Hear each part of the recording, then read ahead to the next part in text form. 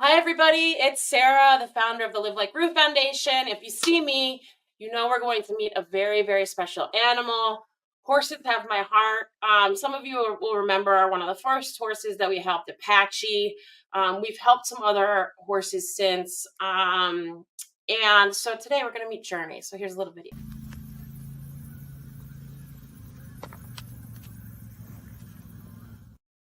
I mean, I'm already in love. I'm already in love. Right now, we're going to bring in Kat. Hi, Kat. You're the owner of Journey. So nice to meet you. Nice to meet you too. Thank you so much for having me here. You're welcome. So tell us kind of like just a brief overview of Journey and her story, and then we'll get to the diagnosis. Sure, yeah. So Journey came here. We have a small sanctuary in Indiana called Indiana Barnyard. We learned about Journey in early May. She needed some help. She was actually part of a seizure case going on at that time. And so we worked really closely to bring her and another horse here. And we just knew right away she's a special girl. She is so sweet, and just being in her presence, she's she's like pure peace. And so we started the road to finding out about her and bringing her back to health back in May.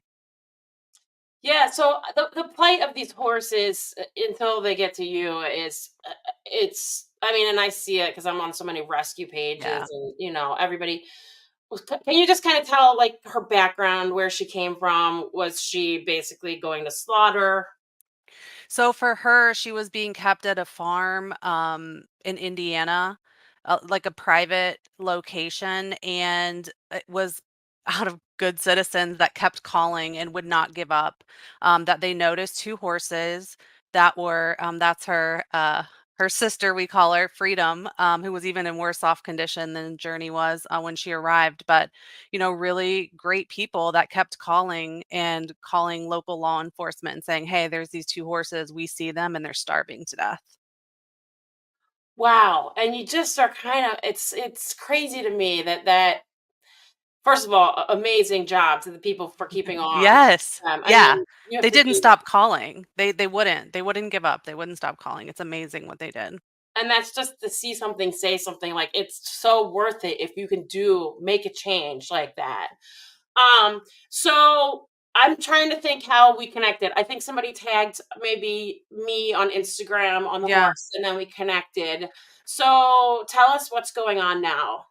So when Journey got here back in May, she was very underweight. I mean, her body score, when you score a horse, it's usually on a scale of 1 to 9, 9 being actually overweight. Where you want them is about a 5. She was at about a 1.5, 2. Her sister there that you saw was at a 1 when they originally arrived. But one thing that we noticed about Journey is she had some swollen lymph nodes under her jaw. At that time, we thought, okay, she probably is carrying something. She hasn't been well taken care of. And that started a series of tests. We have an amazing vet team that we work with here locally. They're here, constantly. We're constant communication. Love them. Couldn't do it without them. So, they came out, started running testing on her. We started with simple things like a blood test, and it was apparent her white blood cell count was really high. So from there, we moved on to, treating with antibiotics, thinking, okay, that'll knock it out. It's just something small. And Journey kept doing better. You can see in the photos, she's gaining weight. Her body condition, she's very social, she's happy. I did notice she was a little bit sleepy, but other than that, I mean, in the swollen lymph nodes, she had nothing else going on. But the swelling didn't go down with an antibiotic. Different things we were trying, it wasn't changing those lymph nodes. So we moved to biopsy, thinking, okay, maybe that'll give us some more information. Our vet on the farm came out and did the biopsy, came back pretty normal. There was a high amount of white, smaller white blood cells in her lymph nodes, but nothing alarming.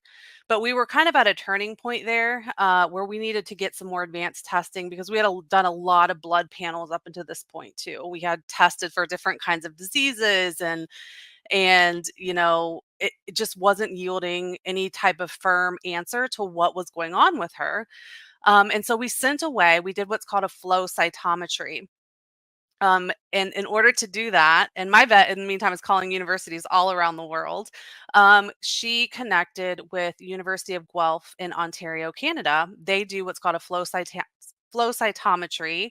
It's a very specialized testing for um, different types of diseases. In late June, we finally got the diagnosis back from them after a couple of weeks to let us know that she had a leukemia, and that the swelling in her lymph nodes was actually due to a very high amount of white blood cells, coming from her bone marrow, coming out, through her lymph nodes there, and that's what was going on. And it's actually called chronic lymphocytic leukemia. Wow. I mean, first of all, there's two things. Number one, getting a horse or a dog or a cat or a guinea pig Hmm. out of an awful situation or a shelter environment, and then just like Rue, and then facing Yeah. this, it really messes with your brain because you're like, "Why? Why is this Yes. happening?" Because Yes.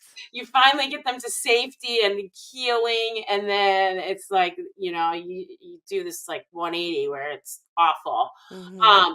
And then also what I've learned is that anything horse-related vet-wise is expensive Yeah. because you can't load up a horse. I mean, you can, but the vets have to come to the animals when it's Hmm. horse related because they're too big, number one, to go somewhere to a vet unless this vet has, a barn and that kind of thing. I know there's different kinds of vets, Hmm. but for the most part, the vet needs to come to wherever the animal is, the horse is. So it adds up quickly. And looking Oh over my. your very organized bills, you did a very good job of like making sure everything's organized.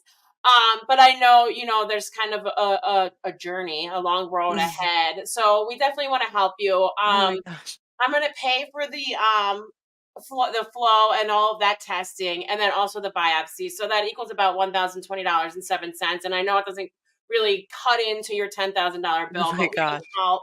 And then I want to help going forward. So I know you have about $5,000 that is coming up in medical. We Yes. will help with. So I'm honored to help you out. And please donate if you love horses because we want to help even more. Thank you so much. I just every piece counts. We've self-funded so much, over $15,000 at this point, from our own funds. And we love Journey. We want to see her, continue to live a happy, safe life. And I just can't thank you enough for, choosing her and her story. In the horse world, there are less than 30 documented cases of CLL. So Journey's story doesn't just stop here with her disease. Like she's helping other horses. Purdue University is involved. Ohio State University is involved, and she has a lot of folks cheering her on all along the way. So thank you so much for being a part of her journey. Yeah, and yeah, I'll be asking for updates for sure. I know our Yeah, donors will too, so we would love that. But thank you, Kat, for joining me. I really, really appreciate it, and definitely keep us updated. And as we leave, I'm gonna roll out with this another beautiful video of Sweet Journey. thank you.